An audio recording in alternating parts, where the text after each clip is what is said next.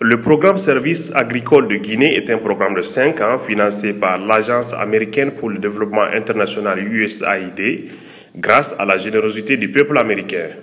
Il est exécuté en collaboration avec le gouvernement de la République de Guinée et mis en œuvre par 6 ONG internationales dont Cultivating New Frontiers in Agriculture CNFA et Windrock International à travers le projet Renforcement des chaînes de valeur agricoles et de la jeunesse et le projet Renforcement de la recherche, de la technologie et de l'enseignement agricole lié au marché Smart. La particularité de ce programme conjoint qui est justement, vous l'avez si bien dit, mis en œuvre par Windrock International et CNFA, d'abord repose sur la jeunesse. Donc le public cible du programme est la jeunesse guinéenne dans la fourchette de 18 à 35 ans. C'est donc ces jeunes-là qui sortent de diverses écoles et instituts qui se retrouvent aujourd'hui dans les rues sans emploi, qui sont le public cible donc, de ce programme de formation. Le programme de formation vise donc à inculquer ces jeunes-là l'élan ou l'esprit d'entrepreneuriat afin qu'ils puissent par eux-mêmes créer leur propre entreprise sur les diverses chaînes de valeur agricole et afin qu'ils soient employeurs des autres jeunes Guinéens et qu'ils puissent contribuer de façon significative à la croissance économique du pays. Le programme à venir, apprentissage en vulgarisation, entrepreneuriat et innovation rurale, est une activité transversale aux deux projets Savi et Smart. Le positionnement de ces jeunes gens sur chaque maillon de chaîne de valeur que nous ciblons, et d'ailleurs je profite de votre micro pour préciser notamment les chaînes de valeur que nos deux projets Smart et Savi visent. C'est donc la chaîne de valeur riz, la chaîne de valeur horticulture, et dans le paquet horticulture nous ciblons, disons pour la première année du projet, notamment la pomme de terre, l'ananas et le gombo. Les autres années, au fur et à mesure que les deux programmes se mettent en œuvre, nous allons justement couvrir d'autres spéculations à l'intérieur du paquet horticulture. Et donc la dernière chaîne de valeur, c'est notamment la chaîne de valeur bétail-viande. Alors, votre question, c'est notamment comment positionner ces jeunes-là sur chaque maillon de ces chaînes de valeur.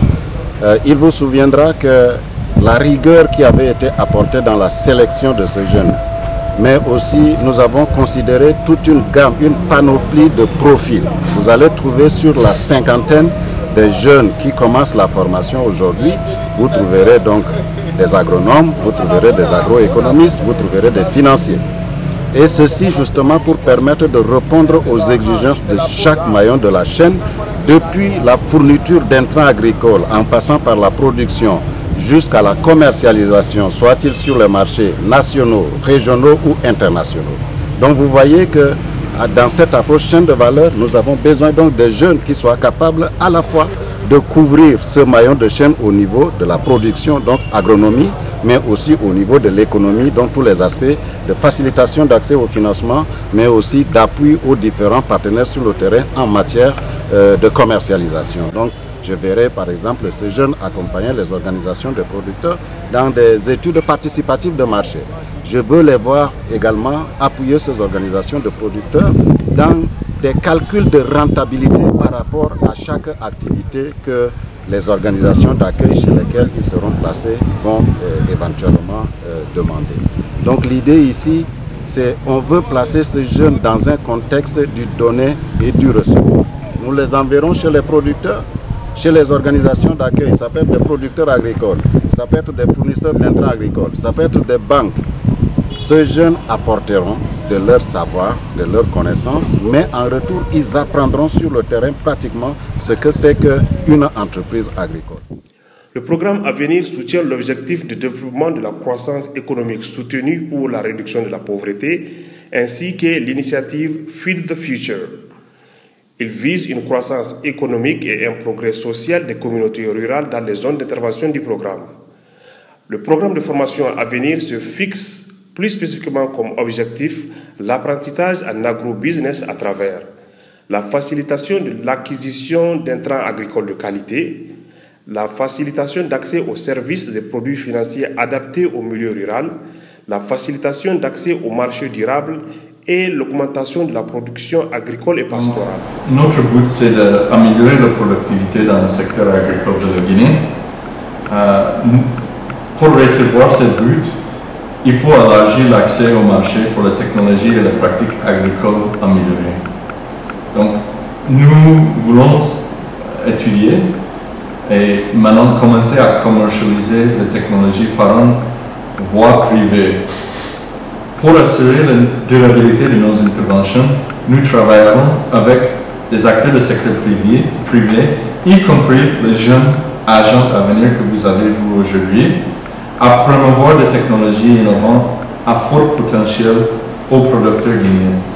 Donc, les agents à venir seraient un catalyste d'adoption pour les technologies améliorées.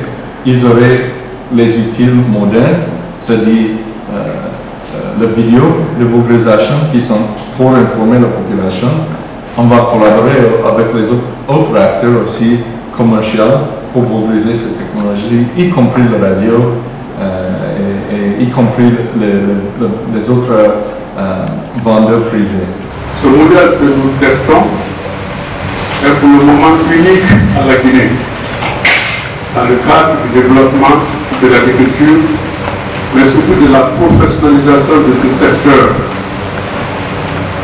L'USAID que je représente ici a donc opté de faire ce test majeur en Guinée pour répondre aux préoccupations de nos gouvernements, préoccupations de sécurité alimentaire, préoccupations d'approvisionnement du marché, préoccupations d'emploi des jeunes, ces jeunes qui malheureusement aujourd'hui partent à l'insu de leurs parents pour se noyer dans la Méditerranée ou alors mourir de soif dans les champs de sable du désert. Ces préoccupations sont celles que nos autorités expriment. Et c'est dans ce cadre-là que l'USAID a conçu, avec la collaboration du gouvernement guinéen, à travers le ministère de l'Agriculture, ce projet qui est intitulé Service agricole de Guinée. Lancé le 10 juillet 2017, le programme Avenir appuiera une première promotion de 50 jeunes issus des préfectures de Kindia, Mamou et Farana. Après une formation théorique d'1 mois, ces agents seront placés à titre d'apprentis pendant 9 mois auprès des producteurs agricoles, des institutions de microfinance, des banques et des transformateurs de produits agricoles sélectionnés par les 2 projets. Au terme de la mise en œuvre du programme Avenir, il est attendu la formation de 640 jeunes entrepreneurs ruraux, dont 40% de femmes. Déjà, je suis passionnée par l'agriculture depuis toute petite. Et il y a 3 ans, j'ai eu une expérience en transformation agroalimentaire, spécialement dans le séchage de fruits et de légumes. Et j'aspire à la fin de ce programme m'installer à mon propre compte, créer une entreprise de séchage de fruits et de légumes à travers l'énergie solaire, qui est une énergie renouvelable, qui ne pollue pas l'atmosphère. Et j'aimerais vraiment travailler avec la population, les communautés de Kindia et d'ailleurs tout au long de la Guinée. Et je voudrais vraiment valoriser le séchage de fruits.